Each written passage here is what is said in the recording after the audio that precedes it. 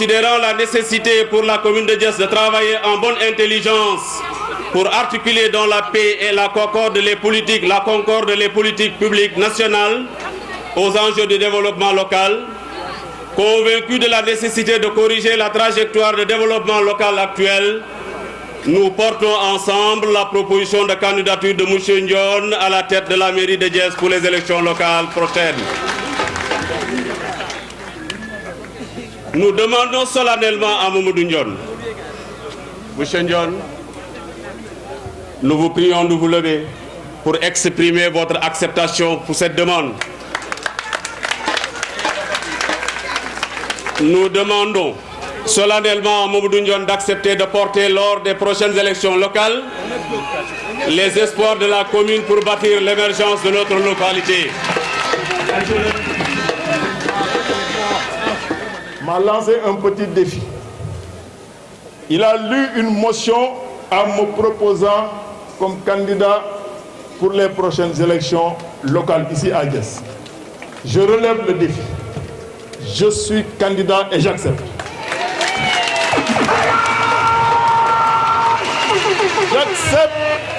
J'accepte pour 2 ou 3 raisons. La première, tout à l'heure, M. le ministre Serigne Gueye Diop l'a rappelé, c'est l'ancrage Benno Bokk Yakaar. Monsieur le ministre, lors de la dernière présidentielle, ici dans cette commune, dans le cadre de la collecte des parrains pour le candidat président Macky Sall, le président avait eu 5978 parrains. Sur ces 5978, les 4154 avaient été collectés par ma modeste personne. Ce qui représentait 70% des parrains du président lors de la dernière présidentielle. Je pense que le leadership de Benno est réglé depuis cette phase de parrainage pour la présidentielle. L'autre grand parrain, c'était Feu Alioune Samba Ciss, monsieur le maire, pour qui nous prions, pour que le bon Dieu l'accueille au paradis. L'autre parrain également est là, présent dans cette tribune. Abdourahmane Niang, il peut se lever. Il est de l'Alliance pour la République. Ça veut dire quoi? Sur les 3 parrains du président de la République, les 2 se sont donné la main. The game is over, comme disent les Anglais. La récréation est terminée, le jeu est fait. Mais nous allons continuer à tendre la main aux autres, à leur demander de venir nous rejoindre. Parce que tout simplement, nous pensons en toute humilité, avoir compris la trajectoire économique et sociale de ce pays, parce qu'ayant compris le plan Sénégal émergent, ayant compris également qu'il n'y a pas d'alternative en dehors de ce plan Sénégal émergent, bâti par un homme de vision qui est le chef de l'État, son excellence le président Macky Sall. Pourquoi j'accepte? J'accepte tout simplement parce que cette candidature n'est pas une candidature individuelle ou individualiste. C'est une candidature collective, portée par des hommes de valeur. C'est une candidature qui va s'appuyer sur une vision. D'ailleurs, pourquoi cette candidature? Cette candidature va s'appuyer sur une charte que nous proposerons à nos alliés. Nous allons en discuter. Mais déjà, souvenez-vous qu'en 2013, puisque je suis un écrivain, j'ai déjà fait 11 ouvrages, je crois, plus 2 autres en chantier, si j'ai le temps de les finir. En 2013, j'avais écrit un livre que j'avais intitulé 20 axes du projet pour tous les villages de la future commune de Diass. Nous n'étions pas encore dans la communalisation intégrale. Ces 20 axes du projet pour tous les villages de la future commune de Diass seront réactualisés en rapport avec nos acteurs, nos alliés, en rapport avec tous les partenaires pour bâtir ce qu'on pourrait appeler une charte au niveau local pour une alternative au niveau de notre localité.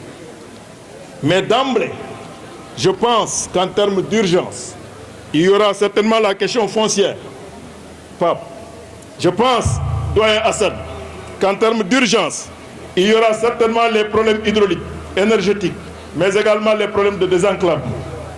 Je pense, Alndoy, qu'il y aura certainement la question focale et nodale de la responsabilité sociétale des entreprises installées dans notre localité, que nous allons prendre en compte dans un cadre transparent. Quand je dis transparent, dans les rubriques de recettes des communes, Cheikh Issa le sait mieux que moi. Il y a ce qu'on appelle les dons. Quand une commune reçoit un don, ces dons doivent faire l'objet d'une délibération sous forme d'acceptation de dons. Je ne pense pas que ce soit le cas dans notre localité. Une RSE n'est pas un sarah, comme on dit. Une RSE doit être prise en compte dans une démarche globale. Pour être inscrit, cette responsabilité sociale d'entreprise, dans le budget de la commune, suivant les orientations définies par les populations, et également le conseil municipal. Je pense aujourd'hui que Diass commune regorge d'entreprises qui doivent pouvoir accompagner notre localité en toute transparence, avec une traçabilité dans le budget de la commune, pour pouvoir bâtir l'émergence de cette localité. Au niveau de ces urgences, je pense qu'il y a la question économique et la question de l'emploi des jeunes. Nous n'avons pas attendu d'être maire de Diass pour faire des choses. Souvent même nos militants se plaisent à comparer notre bilan au bilan de l'équipe actuelle, alors que nous ne sommes même pas encore élus. Un lutteur qui n'a même pas encore de licence, on le compare au roi des arènes ou bien aux autres lutteurs. Ça veut dire quoi? Ça veut dire qu'il y a de la matière. Et cette récente période de résilience économique et sociale, ayant compris la vision du chef de l'État, qui a misé sur l'agriculture, nous avons investi, nous avons accompagné nos acteurs à la base pour cultiver 50 hectares d'arachides et de pastèques. Et la récolte a déjà commencé. Et rien que le foin pourrait nous rapporter bon an mal an 15 millions qui vont retourner au niveau des femmes et des jeunes. Nous pensons avoir accompagné nos groupements de femmes et de jeunes. Nous pensons avoir aidé nos jeunes en termes d'orientation scolaire. Nous avons beaucoup agi avant d'avoir les rênes de cette commune.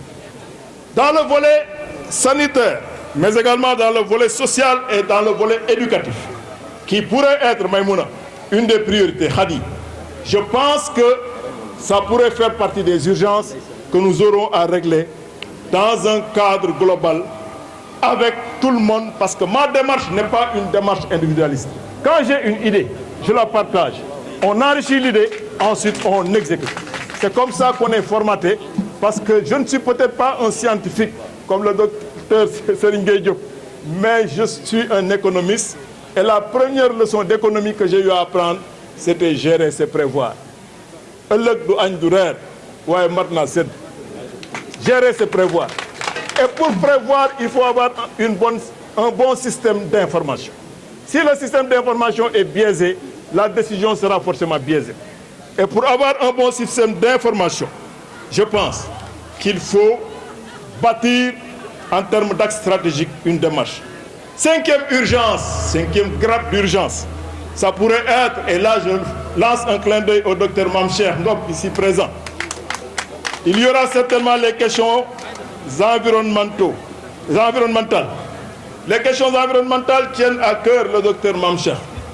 Je pense aujourd'hui que dans le cadre de l'urbanisation irréversible de notre localité, il va falloir faire une réflexion globale, pas de façon populiste, pas de façon politicienne, mais en toute lucidité pour pouvoir expliquer à l'État, parce que la commune demeure un demandement de l'État, pour pouvoir expliquer à l'État certaines préoccupations à prendre en charge en matière d'environnement, pour pouvoir bâtir cette urbanisation en toute lucidité. Et à ce niveau, je voudrais rappeler qu'au niveau du programme 535 du chef de l'État, pour la première fois depuis les indépendances, les questions environnementales ont été prises en charge au niveau le plus élevé. Souvenez-vous, le PSE vert. Souvenez-vous qu'au niveau global, le chef de l'État a fixé la trajectoire.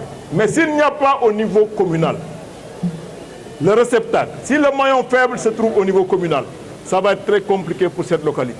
C'est d'ailleurs la raison pour laquelle je partage ce que le ministre Ndiaye Diop a eu à dire. Il faut donner aux sachants la possibilité de diriger, mais les sachants également, en toute humilité, ils doivent écouter tout le monde.